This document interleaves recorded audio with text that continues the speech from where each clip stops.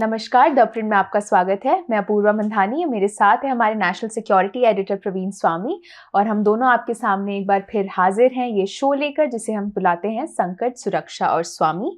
आज के एपिसोड में जिस मुद्दे पर हम चर्चा करेंगे वो है कि पाकिस्तान के अधिकतर पूर्व प्रधानमंत्रियों का आखिरी पड़ाव जेल क्यों होता है। ये सवाल ऑफ कोर्स हम इस बैकग्राउंड में इस सवाल की चर्चा कर रहे हैं कि इमरान खान की गिरफ्तारी के बैकग्राउंड में। प्रवीण, शो की शुरुआत करने से पहले आप हमारे दर्शकों को अगर बता पाए कि इस समय वहाँ चल क्या रहा है।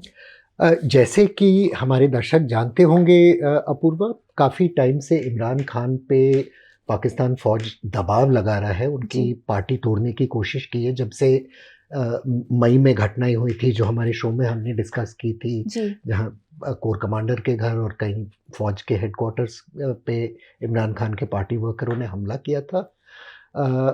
पार्टी तो तोड़ गए हैं जी, लेकिन इमरान खान की इनको लग रहा था कि पॉपुलैरिटी ख़त्म नहीं हो रही थी और अब फाइनली तोशा खाना केस में इमरान खान को कैद कर दिया गया है कन्विक्शन के बाद। अब ये कन्विक्शन भी बहुत इंटरेस्टिंग था क्योंकि उस ट्रायल में इमरान खान के वकील पेश ही नहीं हुए। अभी तक हमें पता नहीं है कि क्यों पेश नहीं हुए जी। लेकिन पेश नहीं हुए, एक ही दिन में जज ने ऑर्डर दे दिया। तोशा खाना केस में कहा जाता है कि इमरान खान ने जो कीमती गिफ्ट्स उनको दूसरे हेड्स ऑफ गवर्नमेंट और दूसरे सरकारों से मिला था, वो कीमती गिफ्ट उनने बेच दिए या रख लिए। उस आरोप पे अब उनको कैद किया गया है जी। कईयों को लगा था कि ये इस कदम के बाद पाकिस्तान में चुनाव घोषित हो जाएंगे, लेकिन जबकि पाकिस्तान में अब प्राइम मिनिस्टर ने अपना इस्तीफा दे दिया है उनके टर्म के ख़त्म होने के बाद। केयर टेकर प्राइम मिनिस्टर 2-3 दिन पहले बनना था लेकिन अभी तक नहीं बना है और अब कहा जा रहा है कि चुनाव और भी डिले होंगे जी। क्योंकि नए सेंसस के बाद ही करेंगे और नए डिलिमिटेशन के बाद। ये कॉन्स्टिट्यूशनल मुद्दा तो है क्योंकि पाकिस्तान की 5 साल की डेडलाइन है जैसे हमारी है जी। लग रहा है वो 5 साल के डेडलाइन के अंदर चुनाव नहीं होंगे और कब होंगे ये कोई नहीं कह सकता है। इसी बात पर प्रवीण ने जिन पिछले एपिसोड्स की बात की हमारे शो की, उन एपिसोड्स का लिंक मैं इस एपिसोड के डिस्क्रिप्शन में ऐड कर दूंगी अगर आप देखना चाहें तो। प्रवीण, पहला सवाल आ रहा है कार्तिकेय भारद्वाज का, पूछ रहे हैं कि क्या ये इमरान खान का आखिरी पड़ाव होगा या एक टी ब्रेक है ये। कार्तिकेय, जहाँ तक मेरा अंदाजा है ये वेरी मच टी ब्रेक है जी। हो सकता है थोड़ी लंबी सजा रहे तो लंच ब्रेक भी हो सकता है। लेकिन मेरे असेसमेंट के 3 वजह हैं। पहली बात यह है कि पाकिस्तान के इतिहास में बहुत सारे प्राइम मिनिस्टर 1971 के बाद जेल भेज दिए गए हैं। उनमें से नवाज शरीफ हैं जो अब एग्जाइल में है लेकिन जिनके भाई शहबाज शरीफ प्राइम मिनिस्टर हैं। नवाज शरीफ के साथ उस वक्त शहबाज शरीफ जो चीफ मिनिस्टर पंजाब थे उनको भी कैद कर दिया गया था। मोहतरमा बेनज़ीर भुट्टो जेल भेज दी गई थी। उनके हस्बैंड जो पाकिस्तान के सदर बने आसिफ अली जरदारी, वो भी जेल भेज दिए गए थे। उन सारे के लंबे और सक्सेसफुल पॉलिटिकल करियर रहे। पाकिस्तान फौज के इतिहास में ये 71 के बाद एक ये ट्रेंड रहा है कि वो किसी को लीडर बनाते हैं। जब वो लीडर ज़्यादा मजबूत और तगड़ा होता है तो वो फौज पे दबाव लाने की कोशिश करता है या फौज के अंदरूनी मामलों में छेड़खानी करता है, जैसे कि सिविलियन लीडर को करना चाहिए। आखिर भारत में प्रधानमंत्री ही आर्मी चीफ को अपॉइंट करता है, आर्मी चीफ की कोई इसमें ऑटोनॉमी नहीं है। लेकिन जैसे ही कोई पॉलिटिशियन सिविलियन सुप्रीमेसी बनाने की कोशिश करता है तो फौज उसको कैद कर देती है। लेकिन वो लीडर की पॉपुलैरिटी आवाम में ख़त्म नहीं होती तो दोबारा अपनी स्टेटस बनाने के लिए, स्टेबिलिटी बनाने के लिए उस लीडर को वापस लाना पड़ता है। अब जबकि इमरान खान की पार्टी तोड़ी गई है, हैरानगी की ये बात है कि उनके कैद होते होते खैबर पख्तूनख्वा के प्रोविंस में के स्टेट में एक बाई इलेक्शन वो उसी वक्त जीत गए। तो अभी खेल बहुत आगे है और सबसे बड़ा सवाल ये है कार्तिकेय जी कि अगर फौज में और गवर्नमेंट में वाकई कॉन्फिडेंस आ गई है कि इमरान खान को हमने ख़त्म कर दिया तो फिर वो चुनाव को और क्यों टाल रहे हैं। अगर वो कॉन्फिडेंट होते तो चुनाव तुरंत कर लेते। बिल्कुल। अगला सवाल आ रहा है सुधाकर सिंह का, पूछ रहे हैं कि क्या इसकी कोई संभावना है कि इमरान खान नवाज शरीफ की तरह देश छोड़ पाएंगे या उन्हें जेल की सज़ा काटनी पड़ेगी। सुधाकर जी, मेरे ख्याल से पाकिस्तान फौज ये नहीं चाहती कि इमरान खान देश छोड़े, खास तौर से क्योंकि बाहर के मुल्कों में शायद अपने मुल्क से ज़्यादा उनकी पॉपुलैरिटी है। हमने देखा है कि उनके पाकिस्तान तहरीक इंसाफ के समर्थक यूनाइटेड किंगडम में, यूनाइटेड स्टेट्स में, कई और मुल्कों में बहुत एक्टिव रहे हैं जी।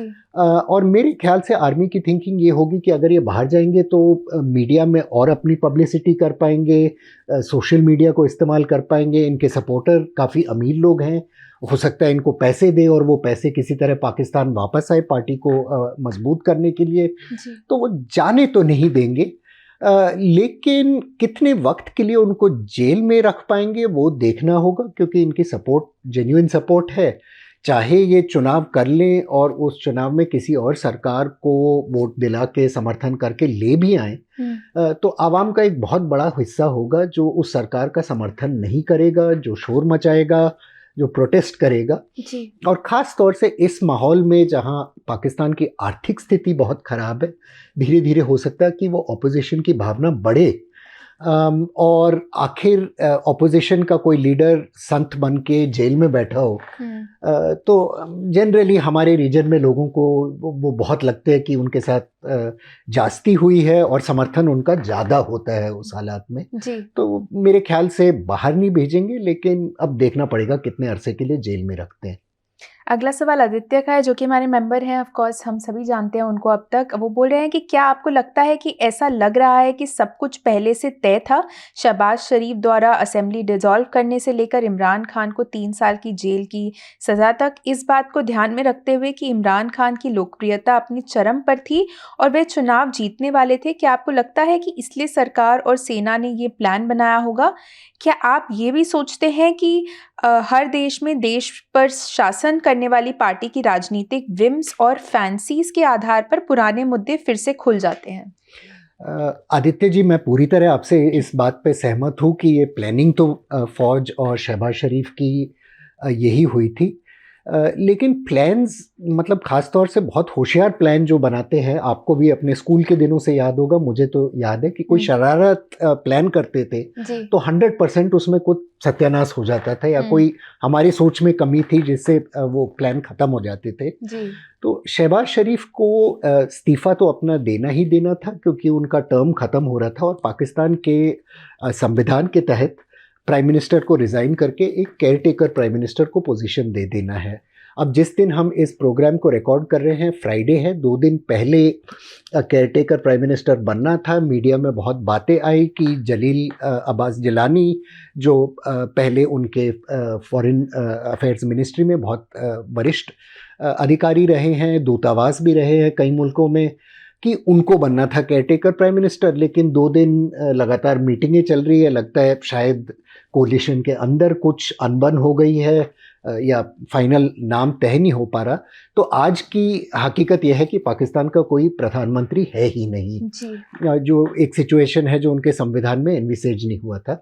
आई एम श्योर आने वाले 2-3 दिन में, शायद जब तक ये शो ब्रॉडकास्ट होगा उस वक्त तक कोई ना कोई शायद प्राइम मिनिस्टर बन जाएगा। लेकिन ये अब सामने बात आ गई है सबके कि कोई कंसेंसस नहीं है लीडरशिप पे। दूसरी गलती फौज ने ये की थी कि जिस वक्त इमरान खान हटाए गए थे ऑफिस से तो उनकी पॉपुलैरिटी काफ़ी लो पॉइंट पे पहुंच गई थी, क्योंकि आर्थिक स्थिति बिगड़ने लगी थी। अब लोग भूल जाते क्योंकि कई महीने गुजर गए हैं, लेकिन इमरान खान का इसमें बहुत बड़ा कसूर था। बहुत ऐसी सब्सिडीज़ दी जिनके लिए कर्जा लिया, वो कर्जा फिर पाकिस्तान वापस दे नहीं पा रहा था। कुछ उनने बड़े इडियोसिंक्रेटिक भी डिसीजन लिए जिससे लोग परेशान हो गए थे। उसी वक्त चुनाव किया होता तो शायद सरकार मजबूत एक बन गई होती, लोग उसका समर्थन कर देते और जो कठोर इकोनॉमिक डिसीजंस पाकिस्तान को लेने थे IMF के प्रोग्राम में आने के लिए, वो सरकार ले पाती। लेकिन उस वक्त उनने ये कठोर डिसीजंस नहीं लिए, शायद क्योंकि उनको बहुत कॉन्फिडेंस थी कि या तो चीन या अमेरिका कोई पैसे दे के बचा लेगा या IMF उतने कठोर कंडीशन नहीं लगाएगा। वो प्लान सारा गड़बड़ हो गया, IMF ने लोन नहीं दिए और आर्थिक हालात लगातार बिगड़े गई जी। आज की तारीख ये हालत है कि सरकार को पब्लिक की नाराज़गी भी आने वाले इलेक्शन में झेलनी पड़ेगी। फौज के खिलाफ भी बहुत नाराज़गी हो गई है, क्योंकि लोगों को लगता है कि जनरल बड़ी अय्याशी की ज़िंदगी जी रहे हैं। वो एस्टेब्लिशमेंट जिसको चाहती है, जैसे कि आपने कहा, विम्स एंड फैंसीज पे किसी को सामने ला रही है, किसी को जेल भेज रही है, और इमरान खान का ये एक सिंपैथी फैक्टर बन गया है जी। मेरे ख्याल से सरकार को ये लगा था कि अगर वो भ्रष्टाचार के आरोप पे इमरान खान को अंदर भेजे, और तोशाखाना केस में एविडेंस काफ़ी साफ सीधा है, तो इससे उनकी मिस्टर क्लीन वाली इमेज ख़त्म हो जाएगी। लेकिन तोशाखाना केस में मीडिया में ये भी बात आ गई है कि बहुत सारे और पॉलिटिशियंस ने क्या, जनरल मुशर्रफ ने भी ऐसे ही तोशाखाना से गिफ्ट्स लिए थे जिनका कोई हिसाब नहीं दिया गया या अपने लिए रख लिए। तो नेचुरली आवाम में ये अब सवाल उठ रहा है कि अगर इमरान खान को इसकी सज़ा दी जा रही है तो बाकी सबको क्यों नहीं दी जा रही। ज़रूर सरकारें विम्स एंड फैंसीज पे चलती है, लेकिन मेरे ख्याल से आज की तारीख, ख़ासतौर से जहाँ मीडिया का इतना पहुँच है, ये बातें छुपी हुई नहीं रहती, और जब एस्टैब्लिशमेंट होशियारियाँ करने की कोशिश करता है तो पब्लिक बहुत जल्दी नाराज़ भी हो जाती है। प्रवीण, अगला सवाल संकल्प का है, जो कि हमारे मेंबर हैं, बोल रहे हैं कि मैं इस प्रश्न को, जो हमने प्रश्न पूछा इस एपिसोड में, उसको एक अलग एंगल से देखूंगा कि आखिरकार सेना प्रधानमंत्रियों से, चाहे वो उनके खुद के क्रिएशंस हो, उनसे भी थक क्यों जाती है। वो बोल रहे हैं कि पास में एग्जाइल में पाकिस्तानी राजनेताओं ने अपने बोनसाई लोकतंत्र के लिए अमेरिका को दोषी ठहराया था, लेकिन सेना को पहले ही चीन में अपना नया पेट्रन मिल गया है। वो बोल रहे हैं, क्या पाकिस्तानी सेना पूरी तरह से सेल्फ सर्विंग और सेल्फ प्रिजर्विंग फोर्स है। हाइपोथेटिकली वो बोल रहे हैं, यहाँ तक कि कहें कि उनके पास कश्मीर अगर होता तो क्या आपको लगता है कि पाकिस्तानी सेना की डॉक्ट्रिन अलग होती। बोल रहे हैं, मेन बात यह है कि पाकिस्तान में किसी को भी एक विजन की दिशा में काम करते हुए नहीं देखते हैं, वो चाहे वह सेना हो या राजनेता। ऐसा लगता है कि सभी क्रॉस पर्पसेस के लिए काम कर रहे हैं। कम से कम बोल रहे हैं, भारत के साथ आइडियोलॉजिकल मतभेदों और नोटोरियसली करप्ट एंटरप्राइजेस के बावजूद हमारे राजनेताओं के पास कुछ विजन है और वे अपने पीछे एक सकारात्मक विरासत, लेगेसी छोड़ने का प्रयास करते हैं, भले ही वे डिलीवरी में पीछे रह जाएं। इंटरेस्टिंग। संकल्प, पाकिस्तान में विजन की कोई कमी नहीं रही है। आखिर बहुत सारे लीडर्स थे जो एक मॉडर्न फॉरवर्ड लुकिंग पाकिस्तान बनाना चाहते थे। एक वक्त ये भी था 1980s तक, जब पाकिस्तान की इकोनॉमी भारत से कहीं ज़्यादा बेहतर मानी जाती थी। सवाल हमें ये पूछना चाहिए कि सब कुछ होते हुए बर्बादी के दिशा क्यों बढ़े। अब इसमें पहली बात यह है कि पाकिस्तान फ़ौज, चाहे वो कुछ भी कहे, अच्छी तरह समझती है कि चीन उनका आर्थिक गारंटी नहीं ले सकती। ये अभी गए क्राइसिस में हमने देखा है कि जबकि बहुत उम्मीदें थी पाकिस्तान में कि चीन पैसे की गंगा बहा देगी या पैसे की इंडस बहा देगी, ऐसे कुछ नहीं हुआ। चाइना ने कुछ लोन्स का रोल ओवर ज़रूर दिया जी। लेकिन उतनी मदद नहीं की जितनी उम्मीद रख रहे थे, और इसकी भी वजह है, आखिर चाइना पाकिस्तान में इन्वेस्ट कर रहा है तो चाइना और बहुत मुल्कों में इन्वेस्ट कर रहा है, और चाइना अच्छी तरह जानता है कि पाकिस्तान के अगर लोन माफ़ कर दे या पैसे ऐसे ही दे दे तो कल बहुत सारे और मुल्कों में जहां चीन ने और ज़्यादा पैसे लगाए हैं वो भी यही टर्म्स एंड कंडीशंस मानेंगे। चाइना की इकोनॉमी इस वक्त स्लो डाउन हो रही है, डिफ्लेशन हो रहा है, उनके पास फजूल पैसे नहीं है किसी को देने के जी। दूसरी बात यह है कि पुराने पैटर्न जो थे, United states, United kingdom, western governments, वो भी थक गए हैं पाकिस्तान से। और अफ़गानिस्तान में यूनाइटेड स्टेट्स के जंग ख़त्म होने के बाद कोई स्ट्रेटेजिक अहमियत जो पाकिस्तान की थी उतनी नहीं रही है। कोई नहीं चाहता कि एक न्यूक्लियर वेपन स्टेट कल कंगाली के हालत में आ जाए और वहाँ कोई गदर मच जाए, नॉर्थ कोरिया बन जाए। तो थोड़ा बहुत तो करेंगे ग्लोबल कम्युनिटी पाकिस्तान को बचाने के लिए, लेकिन जो पहले पाकिस्तान की स्ट्रेटेजिक अहमियत थी वो आज की तारीख नहीं है। अब बात आई कि पाकिस्तान के नेता और फौज के बीच में कॉन्फ्लिक्ट क्यों आया है, और मेरे ख्याल से ये 1971 के जंग से इसका जवाब काफ़ी जुड़ा हुआ है। 1971 में पाकिस्तान की आर्मी की जो इमेज थी कि नेता करप्ट हैं, नेता नालायक हैं, नेताओं का कोई विजन नहीं है, वो इमेज काफ़ी हद तक ख़त्म हो गई क्योंकि पाकिस्तान आर्मी जंग हार गई, मुल्क के दो हिस्से हो गए, बांग्लादेश बन गया, और पाकिस्तान फौज के अंदर ही बहुत असंतुष्टि पैदा हुई यंगर ऑफिसर्स में। 1965 के बाद काफ़ी सारे मध्य वर्ग के अफसर पाकिस्तान फौज में धीरे धीरे आने लग गए थे, और वो मध्य वर्ग के अफसर देखने लगे कि जिस स्टाइल में फ्यूडल एलीट रहता था, चाहे वो फौजी हो या सिविलियन हो, वो चाहते थे कि देश में कोई इंसाफ बने और मध्य वर्ग की आवाज़ बढ़े जी। जुल्फ़िकार अली भुट्टो ने सबसे पहले इस आवाज़ को पॉलिटिकल अहमियत देने की कोशिश की। लेकिन इंटरेस्टिंग बात यह है कि फ़ौज के अंदर जो आवाज़ें थी सुधार के लिए, जो चाहते थे कि पाकिस्तान की फ़ौज में अकाउंटेबिलिटी रहे 71 की, उनको भुट्टो साहब ने और जनरल ज़ियाउल हक जो उनके हैंडपिक चीफ थे, उनने मिलके ख़त्म किया। ज़ियाउल हक ने नवाज़ शरीफ को पैदा किया, लेकिन उनको ख़त्म किया जब वो ज़्यादा उछलने लगे। ये हर एक लीडर के साथ लगभग रहा है। चाहे आप देखें तो मियाँ नवाज़ शरीफ जनरल मुशर्रफ को सामने लाए, आसिफ अली जरदारी ने ये कोशिश की कि ओसामा बिन लादेन के मरने के बाद उन्हें अमेरिका का साथ मांगा कि पाकिस्तान में सिविलियन सुप्रीमेसी बन जाए। और ये मेरे ख्याल से इस वक्त है, इसलिए है क्योंकि पाकिस्तान की आर्मी एक पॉलिटिकल पार्टी जैसी है। जैसे कि सारे पॉलिटिकल पार्टी चाहते हैं कि वो पावर अमास करे और हर इंस्टीट्यूशन पे कब्जा करे, पॉलिटिशियन भी यही चाहते हैं और आर्मी भी यही चाहते हैं, और इनके आपस में विवाद होता है, इनका बैलेंस आगे पीछे जाते रहता है। इंटरेस्टिंग बात यह है कि अगर जो हरकतें इमरान खान ने की, यानी आईएसआई चीफ को अपने आदमी को बना के रखने की कोशिश की और एक आर्मी चीफ को अपॉइंट करने की कोशिश की, अगर ये शायद 20 साल पहले होती तो कोई जनरल कू स्टेज करते और गवर्नमेंट को ख़त्म कर देते और मार्शल लॉ कुछ वक्त के लिए लगा देते। लेकिन पाकिस्तान फ़ौज आज की तारीख उस हालत में नहीं है कि वो कू कर पाए, और सोसाइटी में उतनी उसकी होल्ड नहीं है कि उसको लेजिटिमेसी मिले। तो मेरे ख्याल से पाकिस्तान की फ़ौज धीरे धीरे वीक हो रही है। इमरान खान ने पहली बार एक पॉपुलिस्ट पॉलिटिक्स खेली जिसमें आवाम को आगे भड़काया, जैसे डोनाल्ड ट्रंप ने यूनाइटेड स्टेट्स में किया या यूरोप में आज की तारीख कई लीडर्स कर रहे हैं। हो सकता है इमरान की कहानी यहाँ ख़त्म हो जाए, आखिर वो 70s में है, वो यूथफुल क्रिकेटर नहीं है अब। लेकिन मेरे ख्याल से पॉलिटिक्स में एक नया दौर उठा है जिसमें हम देखेंगे कि चाहे वो मजहबी मुद्दे हैं या आर्थिक पॉपुलिज्म है, ये ताकतें आगे बढ़ेंगी और पाकिस्तान की पॉलिटिक्स के आने वाले सालों में काफ़ी इंस्टेबिलिटी रहेगी, लेकिन परिवर्तन भी आएगा। जी, अगला सवाल कार्तिक पराशर का है, जो कि हमारे मेंबर हैं। पूछ रहे हैं कि पाकिस्तान क्यों लगातार एक फेल्ड स्टेट की ओर बढ़ रहा है, क्या पाकिस्तान के लोगों को ये नज़र नहीं आता? मेरे ख्याल से कार्तिक जी, पाकिस्तान की आवाम को तो पेनफुली नज़र आ रहा है कि रियलिटी क्या है।